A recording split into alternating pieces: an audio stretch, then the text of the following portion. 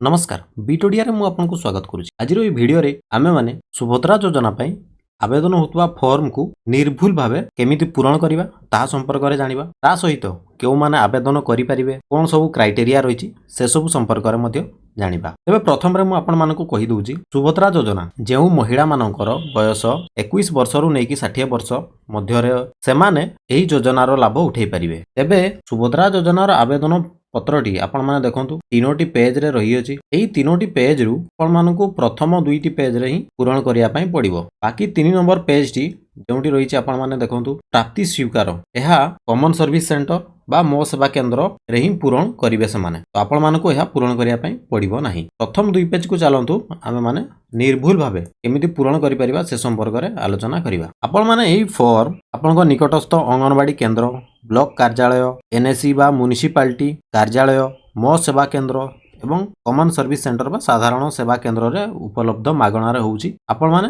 सेठारु मध्ये पाई परिबे। आ जदी आपण माने एही आवेदन फॉर्म को पीडीएफ आकार पाया पई चाहउछन्ती हम टेलीग्राम चैनल मु अपलोड कर देबी, सेठारु मध्ये आपण माने डाउनलोड करिकि पाई परिबे। तबे चलंतु पूरण करबा निर्भुल भाबरे। आवेदनकारी प्रथम कंडीशन महिला हेतिबे, 21 वर्ष रु 60 वर्ष हेतिबा दरकार एवं विभिन्न प्रकार मानदंड जहाँ सरकारଙ୍କର गाइडलाइन रहिछि से अनुसार से पूरण करथवा दरकार। तबे प्रथम रे देखंतु लेखिछि संपूर्ण नाम आधार अनुसार आपणकर नाम आधार रे जेमिति लेखा जाइछि आपण माने सेही परि भाबे पूरण करिवे। मको सैंपल आधार कार्ड आपण मानकु देखौछि। देखंतु आपणको आधार कार्ड रे एही परि भाबे आधार नंबर, आपणकर नाम, आपणकर पितांकर नाम बा स्वामींकर नाम, ईयर ऑफ बर्थ, नुआ आधार कार्ड रे आपण माने एठारे आपणकर संपूर्ण डेट ऑफ बर्थ एठारे लेखा हिताय एवं आपणकर जेंडर बा लिंग एठारे मेंशन रहिताय। आ आपणकर एड्रेस आपण माने आधार रो पछपटे भी देखि परिबे, नहले आपण माने आधार रो ऊपर मध्ये देखि परिबे। ये आपण माने जानिचंदी आधार कार्ड संपर्क। तबे चलंतु आमे आवेदन फॉर्म को पूरण करिबा। आधार अनुसार जेमिति लेखा जाइछि आपण माने नाम लिखिबे। तबे आपनको मन रे एठारे डाउट आस्तबो आमे ओडिया रे लिखिबु बा इंग्रजी रे लिखिबु। देखंतु आपण माने जदी इंग्रजी रे लेखुचंदी ताले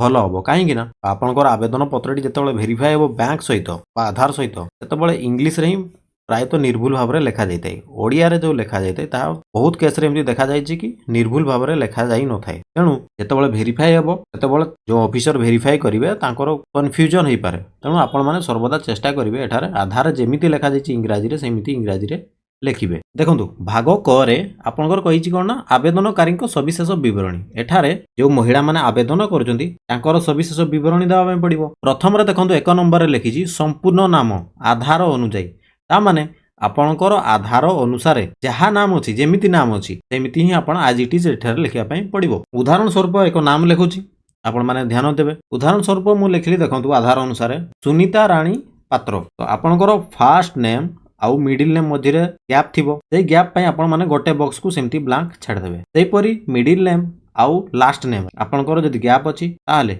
आपण गोटे बॉक्स सेमति ब्लैंक छाड़ देबे। एही परी भाबे आपण माने लिखिबे। आपण मानको मन रे एबे संदेह आस्तुबो कि सबु अक्षर गुडिको आमे कैपिटल लेटर रे लिखिबु बा स्मॉल लेटर रे लिखिबु। देखंतु आपण आधार रे जेमिति लेखा हिची आपण सेमिति ही लिखिबे, ताहा ही सबुठारु भलो हो। आपणको मन रे कोनोसी कन्फ्यूजन रहइबो नै, काहे कि ना एटारे आधार अनुसार लिखिछि। आधार संख्या आपण माने सेही परी भाबे आपणकर निज निजर आधार संख्या लिखिबे। 3 नंबर देखंतु लिखिछि स्वामी बा पितांको नाम। आपनको आधार रे जेमिति जहाँको नाम रहिछि स्वामीको नाम लेखा हितले स्वामींकर नाम लिखिबे एठारे, पितांको नाम लिखितले आवेदनकारीकर पितांको नाम एठारे लिखिबे। मु उदाहरण स्वरूप लिखुछि आपण माने देखंतु। तापर देखंतु 4 नंबर रे जन्म तारीख प्रथम दुईटी बॉक्स रे आपण दिन लिखिबे, परवर्ती दुईटी बॉक्स रे मास एवं ता परवर्ती जो 4टी बॉक्स रहिछि सेतिरे आपण वर्ष लिखिबे। आधार अनुसार जन्म तारीख को आपण निर्भुल भाव रे लिखिबे। एही परि भाबे आपण माने एठारे लिखिबे। 5 नंबर देखंतु से पचारिछि वर्ग बा आपणकर कास्ट कोन एहा से पचारिया पय चाहिछि। तबे आपण जदि साधारण को बिलोंग करजंती ताले साधारण रे टिक करिवे। अनुसूचित जाति बा एससी आपण माने बिलोंग करूथिले अनुसूचित जाति ऊपर टिक करिवे एवं अनुसूचित जनजाति बा एसटी आपण जदि बिलोंग करूचंती आदिवासी बिलोंग करूचंती ताले आपण माने एठारे आदिवासी बॉक्स रे टिक करिवे। 6 नंबर देखंतु पचारिछि शारीरिक भिन्नक्षम। आपण माने जदि शारीरिक भिन्नक्षम अटंती ताले हां जगह रे आपण माने टिक करिवे एवं जदि आपण माने शारीरिक भिन्नक्षम नुहंती ताहले ना रे आपण माने टिक करिवे। तापर देखंतु 7 नंबर एक गुरुत्वपूर्ण आपणकर आधार सहित जो मोबाइल नंबर लिंक रहिछि सेही नंबर को एठारे लिखिया पई पड़िबो। तेबे आपण मानक आधार सहित जदि मोबाइल नंबर एपर्यंत लिंक होई नाही ताहले आपण माने प्रथमे जाई कि आधार नंबर सहित मोबाइल नंबर को संयुक्त करंतु। ता सहित जदि आधार रे नाम एवं ठिकाना तथा डेट ऑफ बर्थ पिता मातांकर नाम बा स्वामींकर नाम एसबु भूल रही ताकू आगो आपण माने करेक्ट करंतु। परवर्ती समय रे एही आवेदन फॉर्म आपण माने आवेदन करिवे। तेबे आधार संयुक्त मोबाइल नंबर आपणकर 10 डिजिट रो मोबाइल नंबर एठारे लिखि देबे। तापरे जदि आपण माने विकल्प मोबाइल नंबर आपण माने देबा पई चाहुचंती ताले एठारे मध्ये ता उल्लेख करिवे। 9 नंबर देखंतु आपणकर जिला कथा पचारिछि आवेदनकारींकर जिला आपण माने मेंशन करिवे। मु एठारे बालेश्वर उदाहरण स्वरूप लिखि दउछि। 10 नंबर आपण माने जदि ग्रामांचल रे बिलोंग करथांती ताले आपण माने एई 10 नंबर को फिलअप करिया पई पड़िबो। ग्रामांचल रो बिलोंग करथले आपणकर निज ग्रामर नाम ग्राम पंचायत रो नाम एवं ब्लॉक रो नाम एठारे उल्लेख करिवे। जदि आपण माने सहरांचल रे बसवास करूचंती ग्रामांचल रे करूनांती ताले आपण माने ग्रामांचल 10 नंबर को फिलअप करिवे नै 11 नंबर को फिलअप करिवे। सहरांचल निमंते आपण माने निज निजर ward number urban local body एवं सहर बा नगर नाम एठारे लिखिबे। 12 नंबर देखंतु आधार सक्षम संचय खाता थिबा बैंक नाम एठारे से मेंशन करिया पई कहिछि आपणकर जेउ संचय खाताटी रहिछि सेठारे आधार सहित जेउ संचय खाता रे लिंक रहिछि से बैंक रो नाम पचारिछि। तेणु आपण मानकर जदि स्टेट बैंक ऑफ इंडिया रे रहिछि आपण माने स्टेट बैंक ऑफ इंडिया लिखिबे। जदि बैंक ऑफ इंडिया रे अछि ताले बैंक ऑफ इंडिया लिखिबे।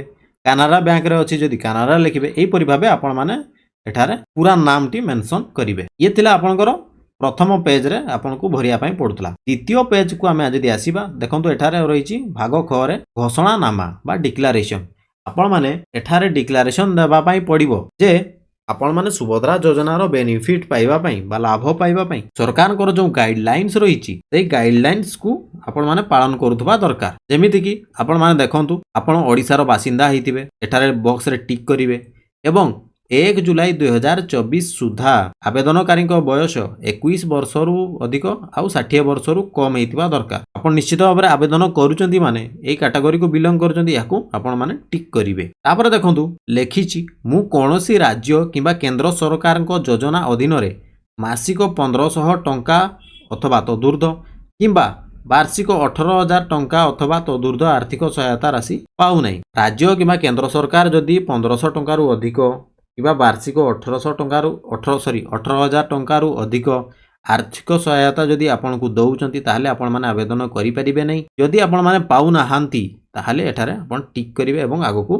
बढ़ी जिवे। परवर्ती देखंतु पचारिछि आपणक परिवार रो कोनोसी भी सदस्य वर्तमान किबा पूर्वतन एमपी किबा एमएलए हेई नथिबे आपण एठारे टिक करिवे। आपण आयकर दउ नथिले एई बॉक्स रे टिक करिवे। परवर्ती देखंतु वार्ड मेंबर आउ काउंसिलर व्यतीत आपण किबा आपणक परिवार आउ केही जनप्रतिनिधि थिले आपण माने आवेदन करि परिबे नै।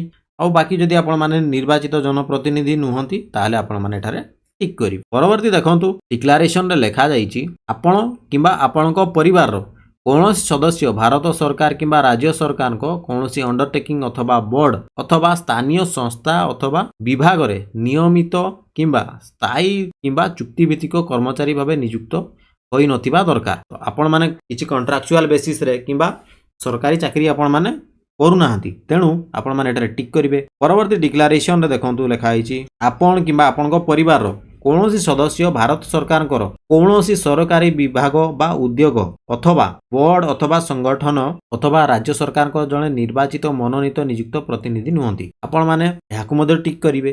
ता सहित आपणकर से पचारिछि देखंतु आपण किबा आपणको परिवार सदस्यकर यदि जलसेचित जमी 5 एकड़ रु अधिक एवं अण जलसेचित जमी 10 एकड़ रु अधिक रहिछि ताहले आपण माने आवेदन करि परिबे नै। आपणकर यदि याठारु कम रहिछि ताहले एठारे टिक करिवे एवं परवर्ती स्टेप को आसीबे। परवर्ती देखंतु पचारिछि आपणकर किंबा आपणको परिवार कोनोसी सदस्यकर 4 चकिया मोटर यान नथिबो किंतु आपणकर यदि ट्रैक्टर अछि मिनी ट्रक अछि छोट वाणिज्यिक यान एवं अन्य समान हालुका मालवाही यान रहिछि ताहले आपण माने आवेदन करि परिबे। सेति पई ओरिड हेबार नै एठारे आपण माने टिक करिवे। आउ एक कंडीशन देखंतु देइछि आपणको परिवार वार्षिक आय 2.50 लाख टंका रु कम हेतिबा दरकार जाकि 2,50,000 टंका रु कम हेतिबा दरकार। आपण माने एठारे टिक करिवे एवं नेक्स्ट को जिवे। भाग ग रे देखंतु एठारे सम्मति प्रदान पई से पचारिची। सम्मति कोन प्रदान करिवे आपण माने ना आपणकर जो आधार डाटा रहिची ताहा ओडिशा सरकार को अनुमति देबे व्यवहार करिया पई, जेमिति कि आधार नंबर, जनसंख्या विवरणी हासिल पई डिटेल्स इत्यादि सबू देबे। तापर देखंतु आवेदनकारी को दस्तखत एठारे आपण माने निज निजर आवेदन जो माने करूचंती से माने आवेदनकारी सिग्नेचर देबे एवं डेट दे देबे। जो दिन आपण माने सिग्नेचर कले से दिनर आपण माने डेट दे देबे। बाकी जो रहिला मु पूर्वरु जेमति कहली आपनकर 3 नंबर पेज रे आपनकु फिलअप करिया पई पड़िबो नै। एहा मो सेवा केंद्र आ जनसेवा केंद्र रो प्रतिनिधि माने एठारे से माने पूरण करके आपनकु एहा देबे। एही परि भाबे आपण माने निर्भुल भावरे फॉर्म पूरण करि परिबे। तेबे आपण मानक पई एक सूचना रही। सूचनाटी हला आपण मानकर आधार जदि कोनोसी भूल भटका रहिची एबे ही ताकू ठीक करै नियंतु, काहे कि ना एथिरे आपनकर आधार डिटेल देबा पई पड़िबो। ता सहित मन रखंतु अन्य कोनोसी डाउट रहिची आपनक मनरे ओडिशा सरकार कर जो subhadra.odisha.gov.in पोर्टल रहिची आपण माने सेठाको विजिट करिकि मध्य अभियोग निर्देशावली बारंबार पचरा जाउतवा प्रश्न गुड़िक एसओपी इत्यादि सब देखि परिबे। एवं हेल्पलाइन नंबर मध्य रहिची 14678 एहाकू कॉल करिकि मध्य आपण माने निजर संदेह दूर करि परिबे। ये थिला आपण मानक पई सूचना। यदि मनरे कोनोसी डाउट रहिची आपण माने कमेंट सेक्शन रे जणातु। पुणी देखा हबो आउ एक इन्फॉर्मेटिव वीडियो रे। सेतबेल पर्यंत रहूची। Thank you. जय जगन्नाथ। Take care.